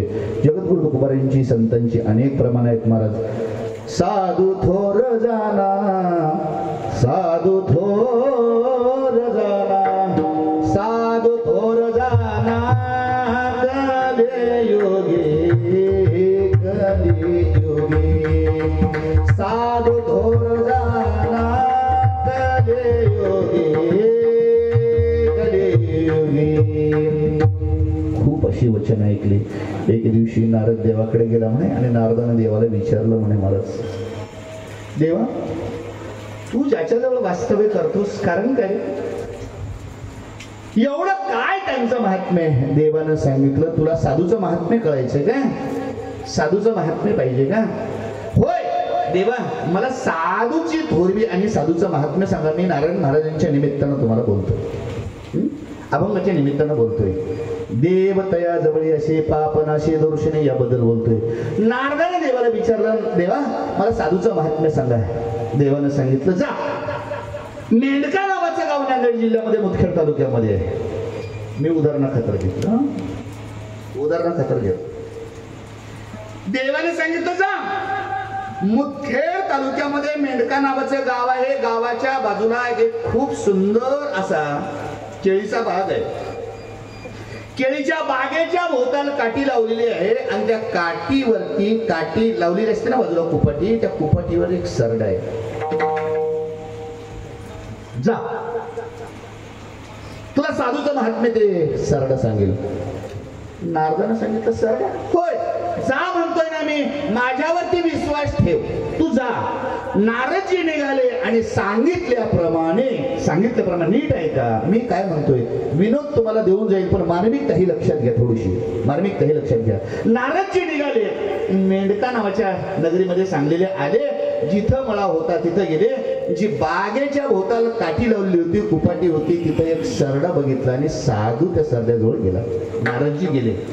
महाराज नारदानं त्या सरड्याला शोधत शोधत सरड्याजवळ गेला. सरड्यानं नारदाकडे बघितलं, नारदानं सरड्याकडे बघितलं की दोन्ही डोळे मिटलं, सरडा मेला.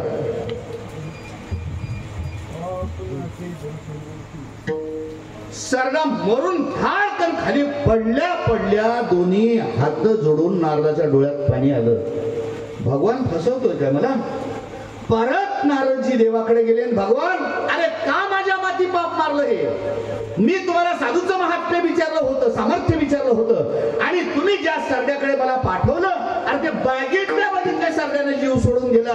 जर मी त्याच्या नजरेला नजर लावली नसती तर सरडा कदाचित मेला नसता. त्याच्या हत्येचं पातक मला लावण्यासाठी तुम्ही हे सामर्थ्य दिलं का. मला साधूच्या दर्शनाचं महात्म्य सांगा, मला साधूचं महात्म्य सांगा. देवानं सांगितलं, असं घडलं का. होय, मला बघितल्या सरड्यानं जीव सोडला. मेंढका नगरीमध्ये पूर्व दिशेला पेरूचा बाग आहे आणि त्या बागेवरती पेरूच्या पिकलेला पेरू खाणारा एक राघू आहे. त्या राघूकडे जा आणि राघूला विचार साधूचं महात्म्य काय, ते राघू तुला सांगेल. देवा पहिलं पाप घडलंय, सरडा जीवानिशी गेला, आता पूर्व परीक्षा घेता कामाची, मी सांगतोय तुम्हाला जा म्हणतोय. परत नारदजी निघाले, पेरूच्या बागेत आले. एका पेरूवर पिकलेल्या बसून राघव टोचण्या मारून पेरू खात होता, पेरू खात होता. नारदजी तिथपर्यंत गेले आणि त्या पेरू खाणाऱ्या राघव समोर गेले आणि राघवला बघितलं. राघवनं नारदाला बघितल्या त्याने जीव सोडून दिला, धाडकन खाली पडलं. नारदाला वाटलं देवानं एवढी मोठी फसवणूक आपली करायला नाही पाहिजे होती. विठाला विठाला विठाला विठाला.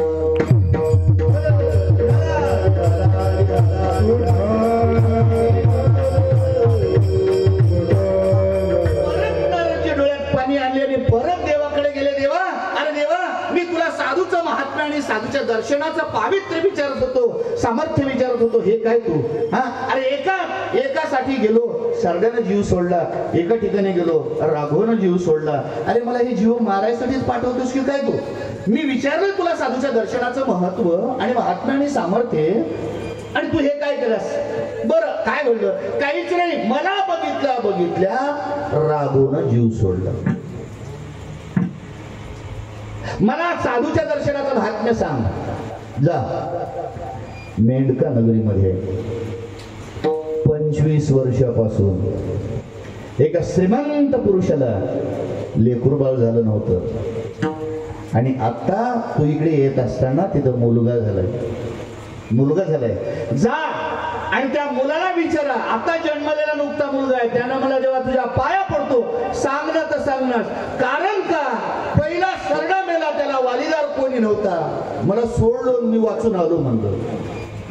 दुसऱ्या बागेत गेलो, राघव मेला, त्याची दात कोणी घेतलेली आहे वाचून तुझ्यापर्यंत आलो. आता जर मी तिथं गेलो त्याचं पोरग मला बघून जर मेलं तर इमानदार ना वापस येईना. आता फार मोठी परीक्षा घेऊ नको. मी तुला साधूच्या दर्शनाचं महात्म्य विचारलंय, मला ते सांगायला पाहिजे होतं. भगवान तुम्हाला असं करायला नको. आता मला अशा तावडीत घालू नको. लोक मेंढक्याचे बरे नाहीत, गटल्यावर सोडणार. एवढं घडल्यावर अरे जीवानिशी राघव गेला, जीवानिशी सरडा गेला, आणि आता जर मी त्या पोराच्या नजरेला नजर लावली आणि ते पोरग जर गेलं तर माझं काही खरं नाही. तुझ्या पाया पडतो, मला पाठवू नको तिकडे. देवानं सांगितलं माझ्यावर विश्वास ठेवाने जा. जा परत. तुला साधूचं सामर्थ्य पाहिजे ना, जा तिथं. परत नारद निघाला. काय झालं सांगतो जरा. भजन करा. विठाला विठाला विठाला विठाला.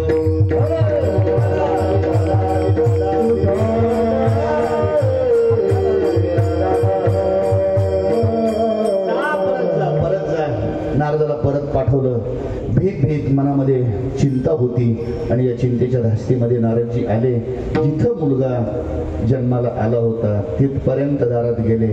नारदजी हातामध्ये विनय घेऊन आहेत. साधू आला म्हणून घर मालकाने यथोचित त्यांचं स्वागत केलं. पण नारदाच्या मनामध्ये धडकी होती. पहिल्या राघवनं आणि सरड्यानं चांगलं होतं. त्यानं म्हणला काही ना काही जर घडलं तर माझं काही खरं नाही. पण शेवटी नारदानं देवानं सांगितलं म्हणून विश्वास ठेवला आणि गेला. यथोचित स्वागत झालं, आणि यथोचित स्वागत झाल्यानंतर त्यांनी सांगितलं तुमच्या इथे एक मुलगा सकाळी जन्माला आला. होय.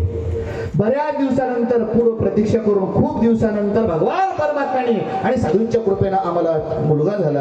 या महाराज या. पण नारदाचं दुःख वाढत होती. जात जात जात जात जात जात त्या मुलापर्यंत जाऊन पोहोचले, आणि मुलाची नजर आणि नारदाची नजर एक झाल्या तो मुलगा हसायला सुरुवात केला. आणि हसत असताना नारदाला वाटलं आता आपला जीव भांड्यात पडला, आता काही धोका नाही. पण एवढं नक्की, मला बघितल्यावर मुलगा जेव्हा हसत असेल तेव्हा याच्याकडून आपल्याला काहीतरी संदेश मिळेल. आपण याला विचारावं. देवानं आपल्याला इथपर्यंत पाठवलं. म्हणून नारदाला त्या लेकराला बोलायला सुरुवात केली. काय झालं सांगतो. भजन करा. विठाला विठाला विठाला.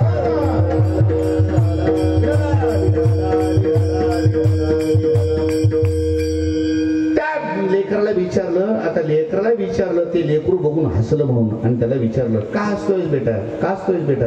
अरे मला खूप मोठी भीती होती. देवानं मला तुझ्याकडे साधूच्या दर्शनाचं महात्म्य विचारायला पाठवलंय. तू हसतोयस. होय महाराज, मी तेच बोलतोय. पशु काय पाप पुण्य जाणती, उत्तम मध्यम भोग भोगिती, काही एक उपजता मूर्ती, अंगपामूळ होती बहिर्मुखी. महाराज मी पक्षाच्या आणि किड्याच्या पशुच्या योनीमध्ये होतो महाराज. देवानंच तुम्हाला माझ्यासाठी पाठवलं होतं. ज्यावेळेला पहिल्यांदा आलात तुम्ही मला दर्शन दिलं. तुम्ही दर्शन दिल्या किड्याच्या जन्मातलं पाप होतं ते मुक्त झालो. पाप मुक्त होऊन परमोशन झालं माझं. लक्षात आलं ना? लक्षात आलं महाराज. तुमच्या दर्शनाने केवळ सरळा या योनीतून मुक्त झालो, आणि पक्षाच्या योनीमध्ये आलो महाराज. कुठलं तरी शिल्लक होतं पापाची, कुठलं तरी शिल्लक होतं. आणि तोच मी राघव म्हणून त्या बागेत आलो होतो. तिथंही तुम्ही दर्शन द्यायला आलात, आणि तुमचं दर्शन दिल्या त्याही पक्षाच्या योनीतूनही मुक्त झालो महाराज.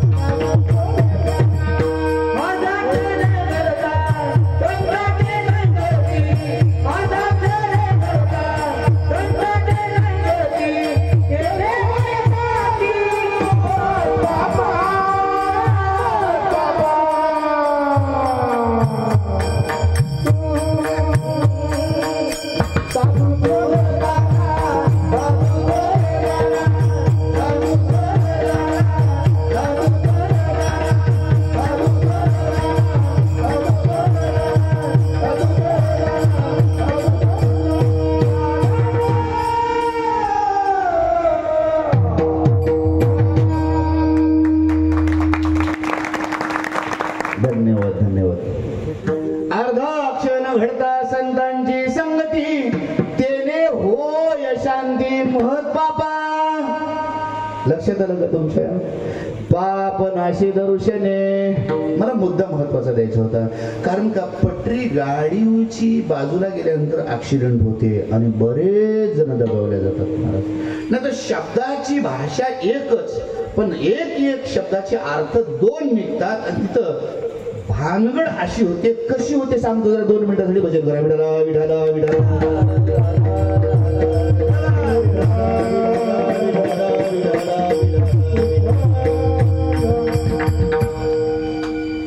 एक म्हातारी बाई, 2 मिनिट, भानगड कशी होती सांगायचं तुम्हाला. एक म्हातारी बाई 5-6 वर्षाच्या नातीला घेतली गावाला जायला निघाली. 5-6 वर्षाची मुलीला घेतली नातीला आणि गावाला जायला निघाली. गावाला जायला निघाल्यावर बस स्टँड पर्यंत जाऊन थांबली. एसटी येईल वाटलं म्हणून गाडीची वाट बघत थांबली. बस स्टँडला थांबली. असं तुमच्या गावासारखं बस स्टँड जरा लांब होतं. भोकर कडून गाडी आली. एसटीला म्हातारीने हात दाखवला. हात दाखवल्या ड्रायव्हरनं गाडी थांबवली. इकडे लक्ष द्या म्हणजे तुम्हाला लक्षात येईल. गाडी थांबवली. ड्रायव्हरला वाटलं म्हातारीला यायचंय, हात दाखवला आणि गाडी उभं केल्यानंतर कंडक्टरनं दरवाजा काढला. दरवाजा काढल्या म्हातारी एसटी मध्ये चढायला सुरुवात झाली. तेवढ्याच वेळात हात धरलेला नातीचा हात सुटला. 5-6 वर्षाची नात. म्हातारीला वाटलं ही पोरगी आपल्या मागं एसटीत येते, आपण एसटीत पुढे चढावं, हिनं मागून येते. म्हातारी एसटी मध्ये चढली, पण पोरगी ते 6 वर्षाची नात म्हणणारी काय केली, हात सुटल्यावर आजीच्या मागं जावं की नाही, गेली नाही. ड्रायव्हरच्या पुढून एसटीच्या पलीकडे गेली. कंडक्टरला वाटलं म्हातारीला एकटीला यायचं असं. म्हातारी गाडीत आली. आपण दरवाजा लावून घेऊ आणि जाऊ म्हातारीला. तेवढ्याच वेळात कंडक्टर दरवाजा ओढू लागलं. म्हातारीने असं मागं फिरून बघली, नात दिसली नाही. कंडक्टर दरवाजा लावलाय. कंडक्टर दरवाजा लावायचा नाही. त्यानं मला काय झालं, काही नाही, तुला सांगायला दरवाजा लावायचा नाही, थांब थोडं. म्हातारीला म्हणलं तुला यायचं होतं, गाडीत आली, 7-11 वाजते, चल ना, जाऊ दे ना, गाडी उभी केली मध्ये आली, तुला काय त्रास आहे आता. तिने सांगितले बाबा कंडक्टर तुला चांगलपणानं सांगलो, गाडी अजिबात न्यायची नाही, दरवाजा लावायचा नाही. कंडक्टरने म्हटलं काय झालं सांग. त्या म्हातारीने सांगितली आजी आजी ऐकू आले ना, ऐकू आले.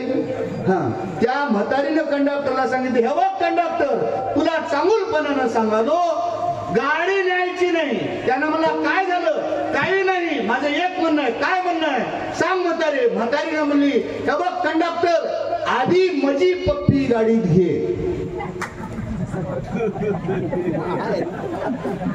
काय म्हणली, आधी माझी पप्पी गाडीत घे मग गाडी सोड. कंडक्टर मला मरून जाईल तुझी पप्पी घे ना. आजा खरं सांग, म्हातारी कंडक्टरला पप्पी मध्ये घे म्हणाली गाडीत, त्याला पप्पी घ्यावं की नाही. गावातच आहे की आजा म्हातारी आहे की इथं आले काय म्हणा इमानदार न उभं म्हणाला नाही तर घरला जाऊन.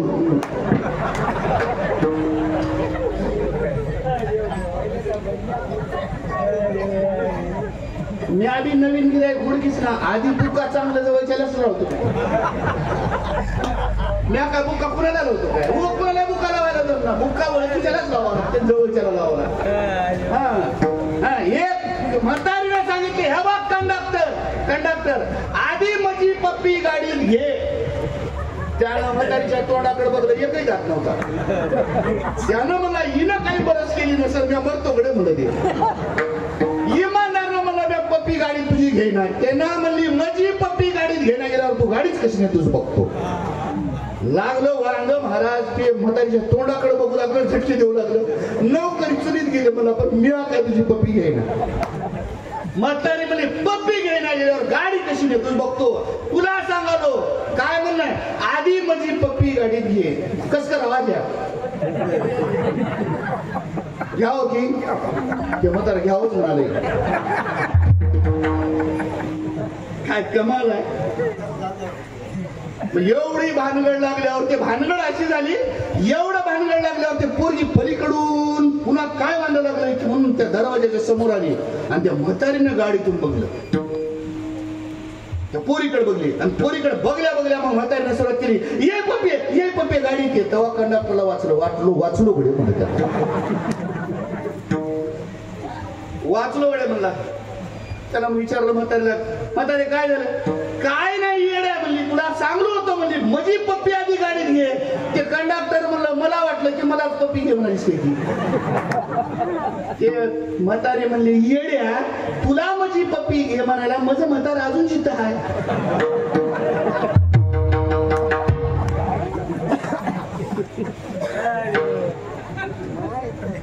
तुला पप्पी घे म्हणतो काय म्या? अरे माझी पप्पी नावाची नात खरी राहिली, ती पप्पी गाडीत घे आणि मग गाडी सोड. म्हातारीचं चूक होतं काळजा नव्हतं, पप्पी घ्याव की नाही मग? म्हाताऱ्याकडे ध्यान ठेवा बघा, नंतर झालं बिळा जाईल. नाही नात आहे की नाही? का एक लक्षात ठेवा, विनोदाच्या बाजूला ठेवून द्या. कारण का गंगाधर महाराजांना मला डोंचिले जरा ते वजन म्हणाले पप्पी घ्या की म्हणाले मला.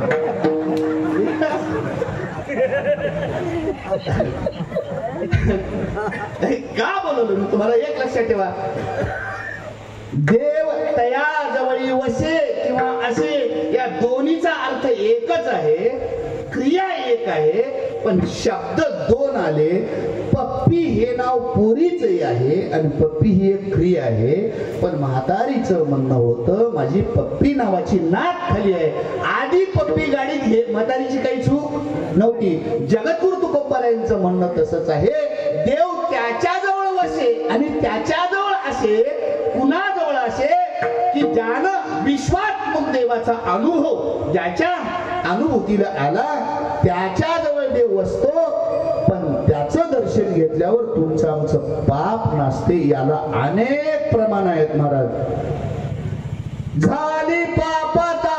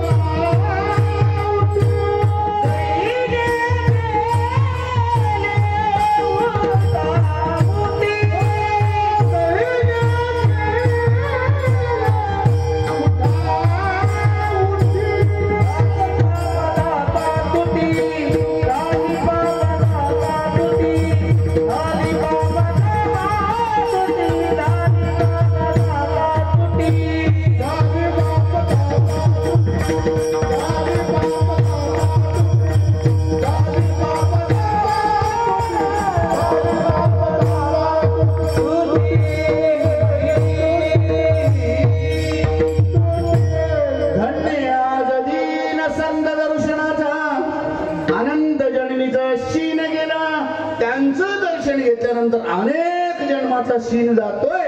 नवे झाले पापा तापा तुटे, दैन्य गेले उठाउठी. आमचं पाप गेलं बरीचशी प्रमाण आहेत मला. त्रिविध तापाची झाली बोलवण देखल्या साधूच्या दर्शनानं त्रिविध ताप नाहीस होत, मागील जीवनातलं पाप नाहीस होत.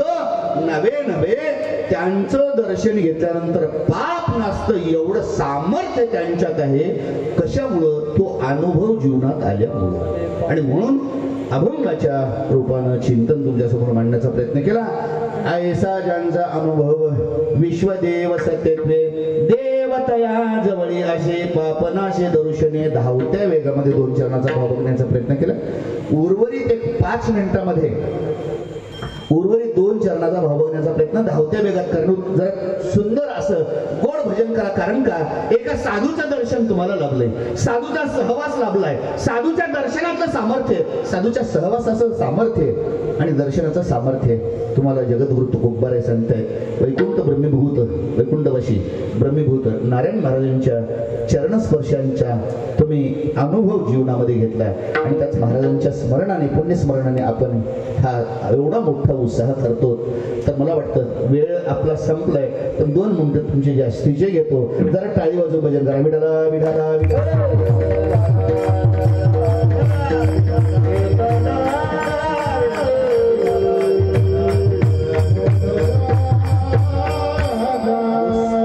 अनुभव जीवनात विश्वातल्या देवाच्या दर्शनाने किंवा अनुभूती विश्वव्यापक परमात्म्यांच्या अनुभूतीने एवढं सामर्थ्य येतं का? नाही. दर्शन घेणाऱ्याचं पाप नाहीसं व्हावं एवढं सामर्थ्य त्याच्यामुळे येतं का? नाही. तर कशामुळे येतं? तर जीवनामध्ये अतिशय दुसरा निकष जगद्गुरु तुकोबाराने सांगितलं की त्या महात्म्याला, त्या साधूला जग उद्ध्वस्त करणारं नव्हे, मानवी जीवन अधोगतीला नेणारे 2 विकार आहेत, त्यांच्यावर मात करावी लागते, त्याच्यावर विजय मिळवावा लागतो. त्यावेळेला समतेचं दर्शन, विश्वव्यापक भगवान परमात्म्याचं दर्शन होतं. त्या अभंगाचं